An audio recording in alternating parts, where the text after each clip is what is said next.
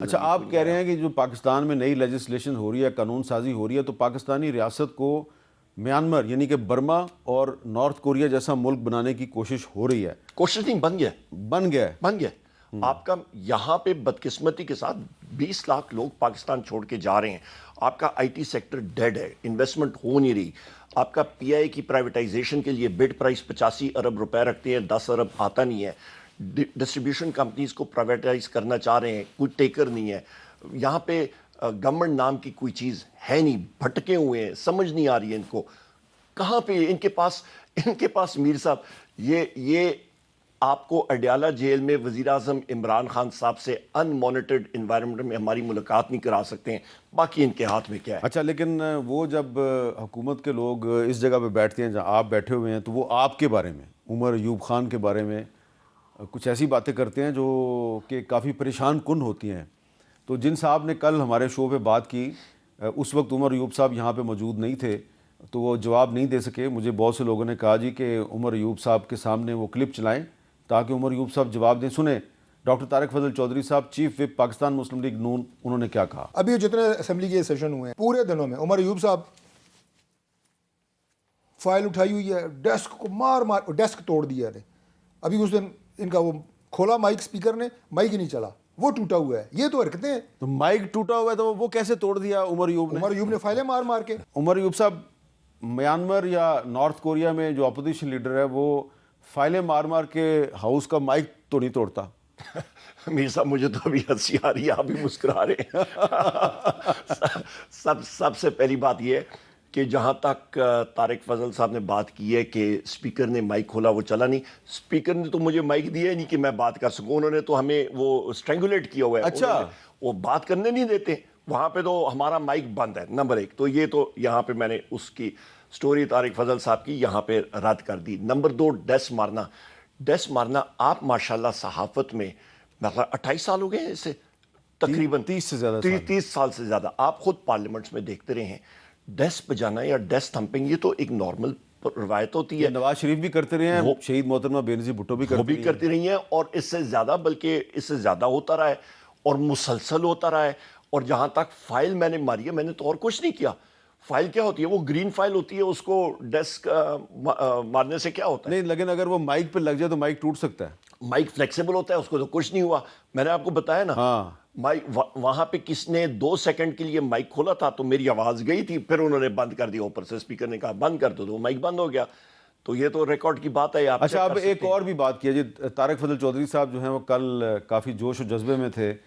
ایک اور بھی بات کیا، ویسے میں نے ان کو ذرا وارن بھی کیا تھا کہ یہ بڑی سینسٹیو بات آپ کر رہے ہیں، لیکن انہوں نے کر دی. تو عمر ایوب صاحب کیونکہ موجود ہیں تو وہ رسپانس بھی دے سکتے ہیں. عمر ایوب جو میں نے آپ کو بتایا کہ وہ ایکٹنگ، پیچھے ایک بندہ ویڈیو بنا رہا ہے، دوسرے کی ویڈیو بنا رہا ہے، نعرے او فلانا، کتابیں پھاڑ.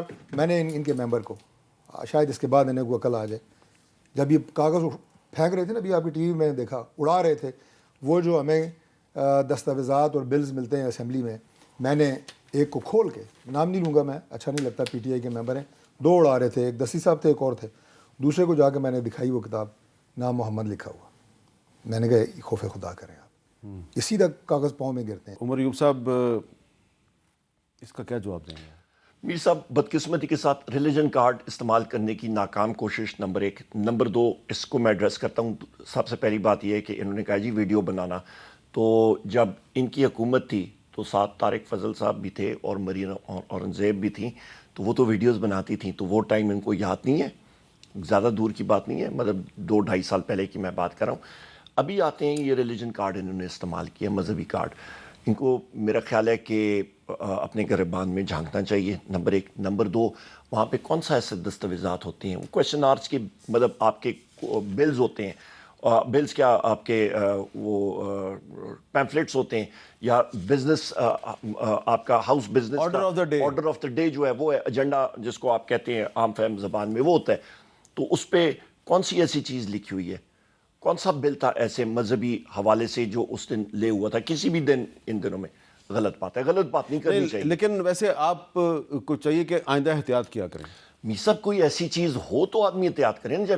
جب یہ آپ ان کے ویڈیوز آپ کے پاس پروڈیوسر ہیں، آپ پروڈیوسر صاحب کو کہیں کہ وہ ذرا دکھائیں جب مسلم لیگ نون یا پیپلز پارٹی یہ اپوزیشن میں تھے وہ اصل میں یہ پھول میں شامل کرتے تھے. پرابلم میرے ساتھ ایک یہ ہے کہ جب 2018 میں عمران خان صاحب وزیر اعظم بنے تھے تو مجھے یاد ہے کہ وہ جب ہاؤس میں آئے تھے پہلے دن تو ان پر باقاعدہ اٹیک ہو گیا تھا. بالکل. تو میں وہ دکھا نہیں نہ سکتا, عمران خان صاحب کی تصویر نہیں میں دکھا سکتا نا, آپ کو بھی پتہ ہے. مجھے معلوم ہے. کیوں مجھ سے آپ ایسی فرمائش کرتے ہیں جو میں پوری نہیں کر سکتا؟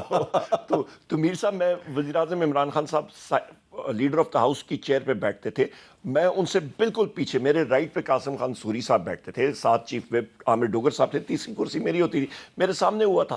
تو لہٰذا یہ چیزیں پھر ان کو یا دہانی کرائیں تو ان کو پھر تکلیف ہوتی ہے. سچ سچ ہوتا ہے.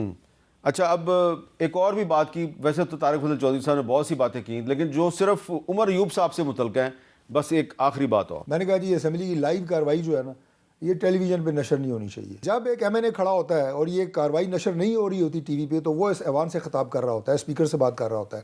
جب وہ لائیو چل رہی ہوتی ہے تو وہ قوم سے خطاب کر رہا ہوتا ہے. یہ جب کھڑے ہوتے ہیں عمر ایوب صاحب اور ان جیسے اور جو ہے وہ شہزادے, تو یہ قوم سے خطاب کر رہے ہوتے ہیں اور عمران خان صاحب کو سنا رہے ہوتے ہیں ادھر کہ جی جیل میں کہ سنیں میں نے کیا کیا ہے. تو وہ جیل میں ان کو آواز جاری ہوتی ہے. ابھی آپ دیکھیں, ابھی جو کیوں نہیں جاری ہوتی, وہ ٹی وی نہیں ہے عمران خان کے پاس. اچھا, اب وہ کہہ رہے ہیں جی عمران خان کے پاس پی ٹی وی آتا ہے, ٹی وی انہوں نے کہا تو پی ٹی وی آتا ہے, اور پی ٹی وی پہ آپ کی تقریر جو ہے وہ عمران خان صاحب وہاں پہ سن رہے ہوتے ہیں.